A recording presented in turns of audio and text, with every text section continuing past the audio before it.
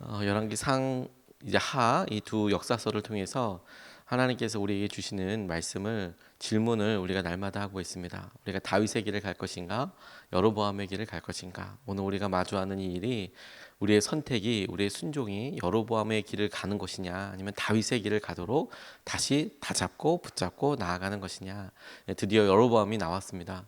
그가 그의 삶에 가지고 있었던 여러 모범들이, 그가 삶에서 결정했던 여러 일들이 앞으로 이 여로보암의 후대 혹은 여로보암이 다스리던 땅에서 다시 왕조가 일어날 때마다 어떤 표준 모델 같은 게 됩니다. 그래서 여로보암의 길을 갔다라는 성경의 말씀이 여러 번 등장하게 되는데, 그에 대한 평가, 그리고 열왕기 상하가 역사서이기 때문에 어떤 대화와 사전들이 있지만, 그거는 필연적으로 그 사람은 어떤 사람이었다라는 역사적인 평가가 이 열왕기 상하에는 모든 인물들에게 덧붙여지게 되는데, 이 여로보암을 통해서 하나님께서 우리에게 이제 이렇게 은혜와 축복을 받을 수 있었지만, 그럼에도 불구하고 성경의 대표적인 다윗의 길과 다윗의 삶과 대척점이 되는 사람으로서 여로보암을 우리가 오늘 같이 좀 살펴보면 좋겠습니다.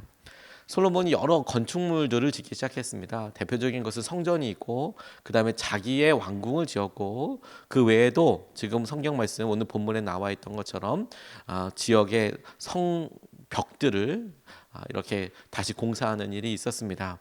지금이야 뭐 큰 장비들이 있어서 이런 일도 쉽게 하지만, 예전에는 다 사람이 노동력으로 해야 하는 일들이었고, 이 일이 어마어마한 국력과 힘을 원하고 요구하는 것이었는데, 이걸 계속하는 과정 가운데 탁월한 일꾼 한 명을 발견하게 되었습니다. 잘한다, 저 사람한테 일을 맡기면 되겠다라고 싶은 사람이 있었는데, 여로보암입니다. 그 사람이 여로보암을 솔로몬이 보았고 중용했고 그를 들어 썼고, 그에게 중요한 일들을 맡겼다는 겁니다. 맡겼고, 솔로몬이 중심을 잃자, 그의 마음에 하나님을 향한 중심을 잃자, 하나님께서 여로보암에게 하나님께서 가지고 계신 계획을 알려주신 것에 대한 이야기를 오늘 읽은 겁니다. 이 본문 말씀을 통해서 오늘 두 가지로 우리가 같이 붙잡고 우리가 같이 질문하고 생각해 보고 싶은 것이, 저는 말씀을 보면서 제일 안타까운 사람 중에 최고, 제가 생각하기에, 제가 보기에 가장 안타까운 사람이 여로보암이라고 생각을 하는데, 왜냐하면 그를 향한 하나님의 계획이 특별했기 때문입니다. 첫 번째로 주목하고 싶은 것이 여로보암을 향한 하나님의 계획에 대해서 주목해 보고 싶어요. 28절로 32절까지 말씀을 보면 이렇게 나와 있습니다. 그 사람 여로보암은 능력이 있는 용사였다. 솔로몬은 이 젊은이가 일 처리하는 것을 보고는 그에게 요셉 가문의 부역을 감독하게 하였다. 그 무렵에 여로보암이 예루살렘에서 나오다가 길에서 실로의 아히야 예언자와 마주쳤다. 아히야는 새 옷을 걸치고 있었고 들에는 그들 둘만 있었는데, 아히야는 그가 입고 있는 새 옷을 찢어서 12조각을 내고 여로보암에게 말하였다. 10조각은 그대가 가지십시오. 주 이스라엘의 하나님께서 그대에게 이렇게 말씀하셨습니다. 자, 내가 솔로몬의 왕국을 찢어서 10지파를 너에게 준다. 그리고 한 지파는 내 종 다윗을 생각해서, 그리고 이스라엘의 모든 지파 가운데서 내가 선택한 성읍 예루살렘을 생각해서 솔로몬이 다스리도록 그대로 남겨둔다. 라고 아히야 선지자를 통해서 여로보암에게 있을 일을 이야기해주고 선포합니다. 내용 자체도 엄청나지요. 아히야가 나타나서 여로보암에게 하나님의 말씀을 전할 때 그 내용을 봐도 왕 되겠다라는 이야기 아니겠습니까?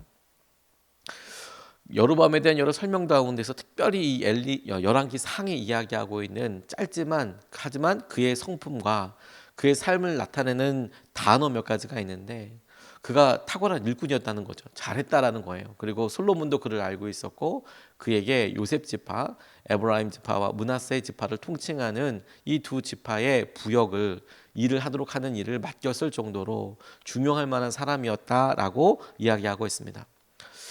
성경이 여로보암이 어떤 사람인지에 대해서 잊지 않고 보고 있고, 그가 애쓰는 것, 그의 탁월함에 대해서 하나님도 그리고 솔로몬도 눈여겨보고 있는 것에 대해서 주목하게 됐어요.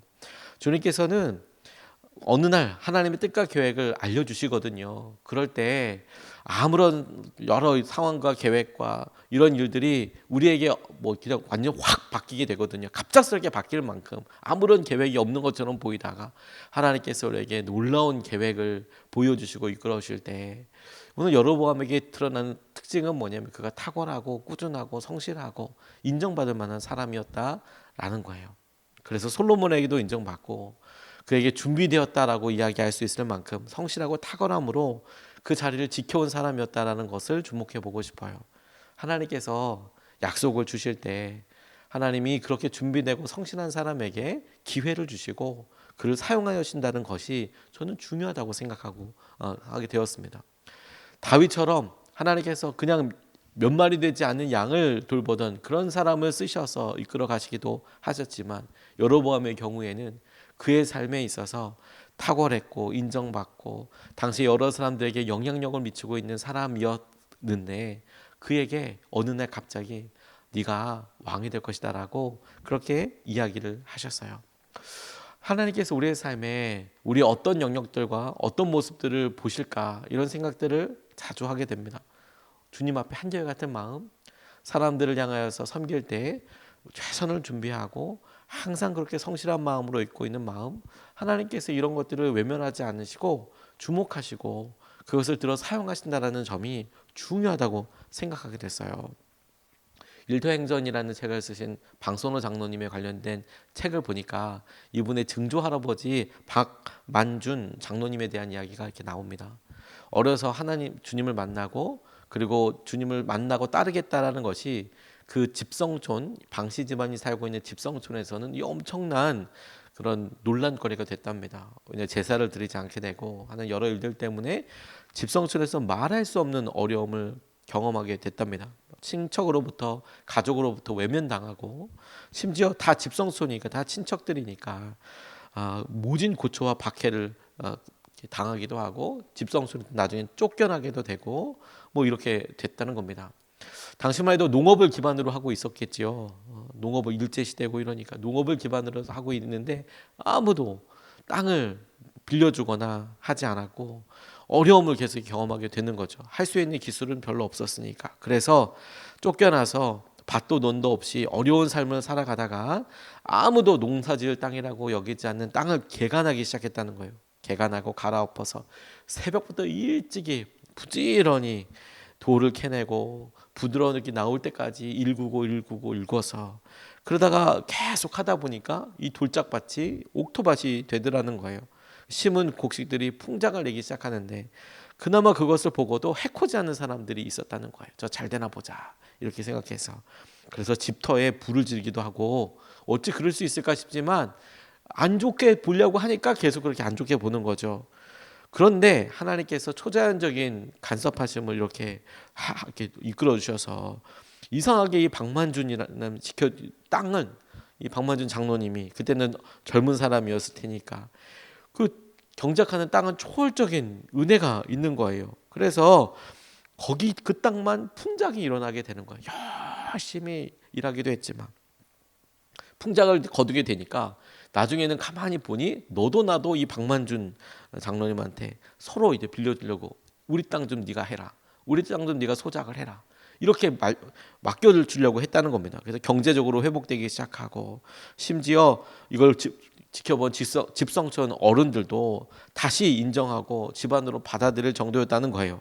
항상 이분이 아침 일찍 새벽기도 드린 후에 일터로 나가고 부지런히 일을 하더라는 거죠. 부지런히 한 시간도 허투루 쓰지 않고 계속 그렇게 일하다 보니 풍성한 소출에 그리고 사람들이 이렇게 볼 만한 저 집은 뭔가 있는 것 같아. 이런 성실함과 은혜로 계속 하더라는 거죠.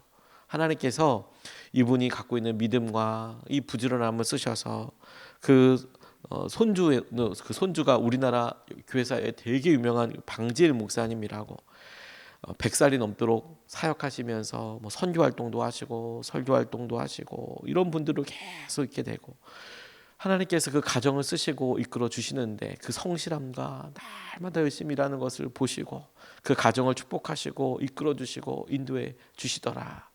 이 방선호 장로님이 본인의 증조 할아버지에 대해서 이렇게 쓰신 글들을 보니까 성실하고 부지런한 사람을 하나님께서 쓰시고 이끌어 주시더라. 이런 내용들을 이렇게 적어 두셨더라고요.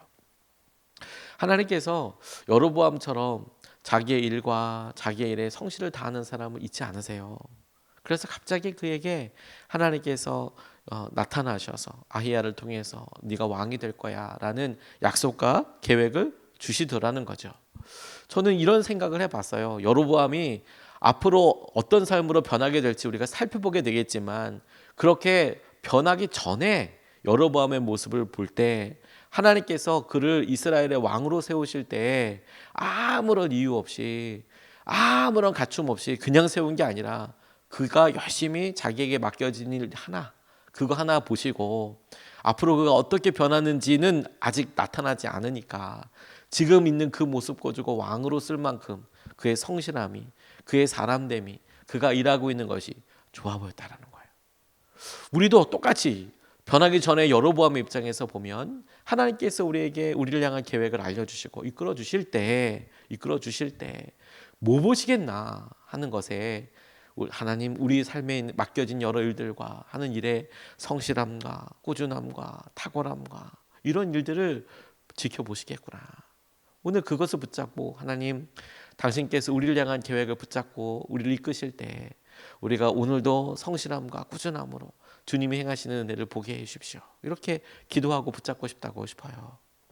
두 번째로 같이 붙잡고 싶은 것은 여로보암도 똑같은 약속을 받은 점에 대해서 같이 붙잡고 싶어요. 똑같다라고 이야기할 때 누구랑 똑같냐? 다윗과 똑같은 약속을 받았더라고요. 37절과 38절 말씀을 보면 이렇게 나와 있습니다. 여로보암아, 내가 너를 이스라엘의 왕으로 삼겠다.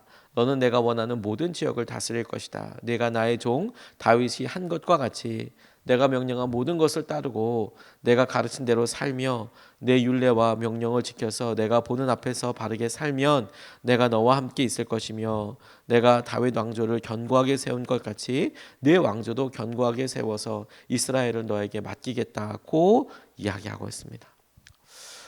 제 말씀을 통독하면서 이 부분이 제일 주님께 물어보고 싶고, 그리고 어떻게 이렇게 평가하시고 이야기하실 수 있었는지에 대해서 굉장히 궁금한 역사적인 단편입니다.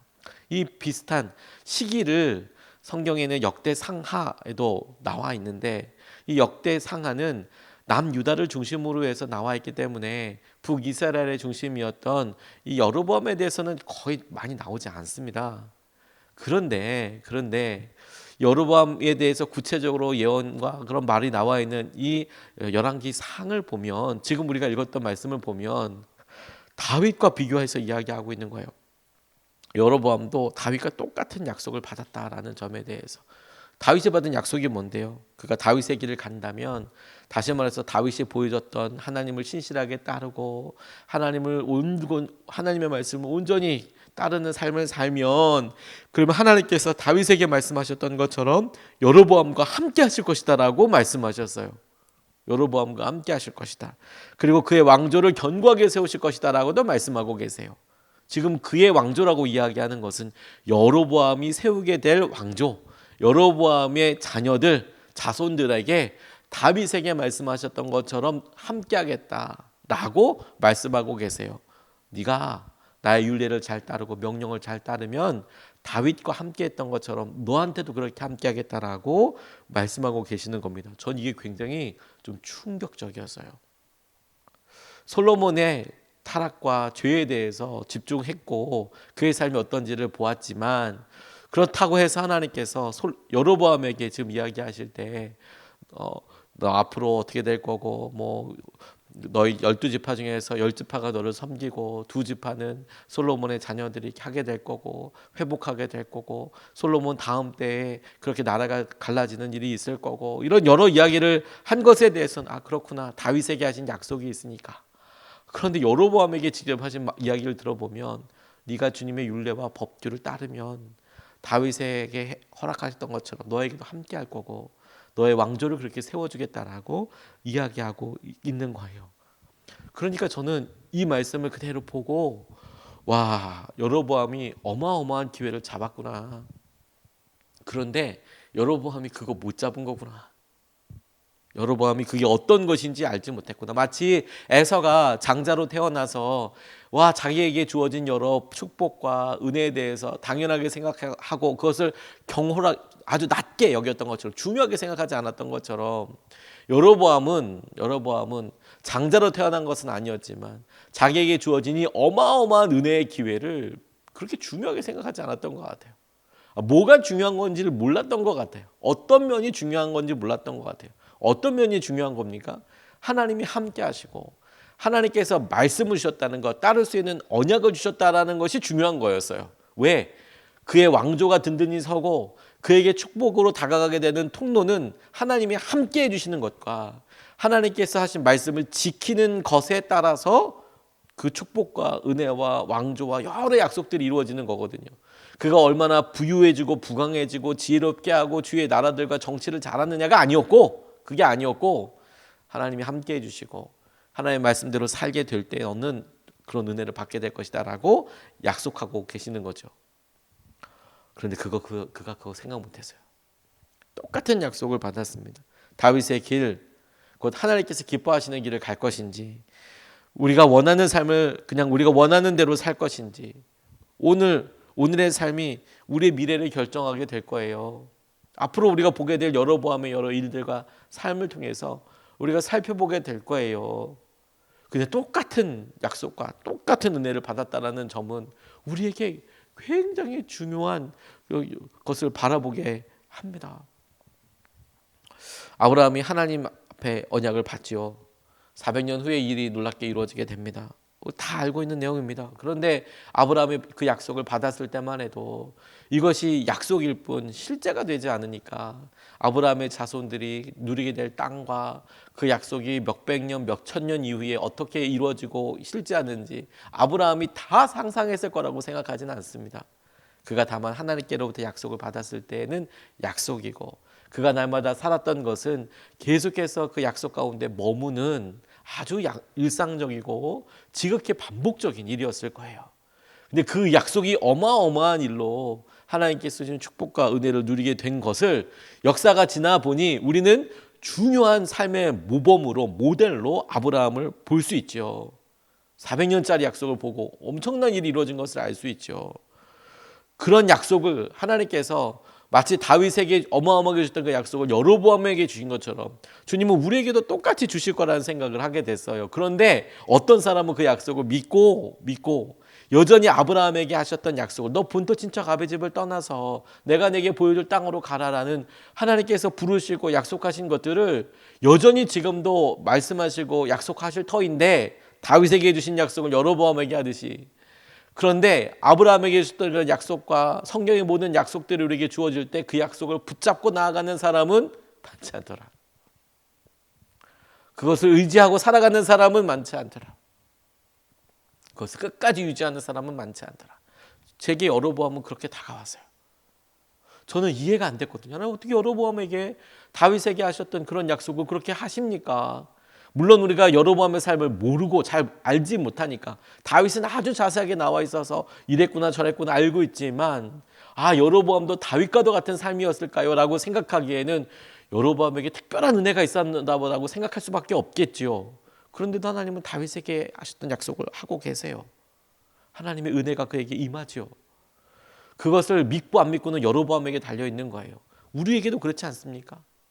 아직 무너지기 전, 아직 왕이 되기 전, 아직 고난을 겪어야 되는 여로보암이 이 약속을 받았을 때 이게 어떤 의미야? 어떻게 잡아야 하는 것처럼 오늘도 주님께서 우리에게 약속하실 때 우리도 이게 다윗의 길을 가는 것처럼 축복을 받은 것처럼 어마어마한 약속이 오늘 우리에게 있지만 우리는 이것을 보고 어떻게 받아들이냐 이 차이겠죠.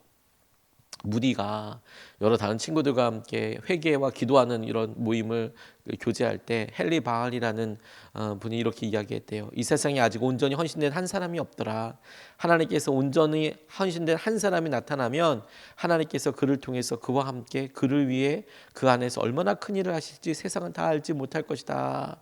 이렇게 이야기했다는 거예요.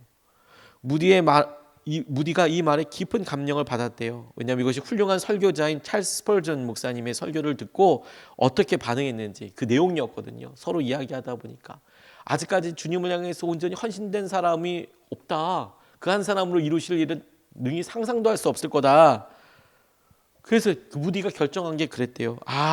아직 그 한 사람이 없는 거구나. 그를 통해서 그와 함께 그를 위해 그 안에서 얼마나 큰 일을 하실지, 이 헨리 바하리가 이야기한 것처럼 교육 수준이나 뛰어나야 한다는 거나 이런 거 아니고 말씀 그대로 사는 사람이 없는 거구나. 나는 그건 할 수 있을 것 같다. 나는 그런 사람이 될 수 있겠다. 무디가 그런 결정했대요. 그래서 어마어마한 영향력을 주는 사람으로 변하게 되는 계기가 됐다고. 저는 이것이 오늘 우리에게도 실제로 이루어질 사건이라고 믿습니다. 여로보암 그의 삶이 하나님께서 그를 쓰시고 그에게 말씀하실 때 우리에게 똑같이 어느 날 말씀하시고, 그리고 어느 날 우리에게 주신 약속의 크기와 은혜를 우리가 기억하고 오늘 주님께서 행하시는 것을 볼 수 있으면 좋겠습니다. 오늘 두 가지 말씀을 같이 나눴습니다. 여로보암을 향한 계획, 하나님께서 그의 성실함과 그의 삶을 보시고 약속을 주시더라. 다윗만 쓰시는 거 아니더라. 하나님께서 오늘 우리의 작은 일에 충성하고 나아가는 여러 일들을 보시고 사용해 주실 것이다. 두 번째로 여로보암도 똑같은 약속을 받았더라. 하나님께서 계신 은혜를 따라보며 붙잡으며 하나님께서 주실 귀한 은혜 가운데 머무는 것은 너무 중요한 일이겠다. 이것을 붙잡고 두 번 나눠서 기도하겠습니다. 첫 번째 기도는 우리에게 주어진 일들을 성실하게 주님 앞에서 이루게 해달라고 기도하겠습니다. 여로보암이 솔로몬이 지금 한참 이스라엘의 최전성기를 구가하고 있을 때입니다. 그 나라가 쪼개질 거라고 솔로몬의 시대 때는 상상하기 힘들었어요. 그런데 여로보암에게 하나님께서 그렇게 약속해 주시죠.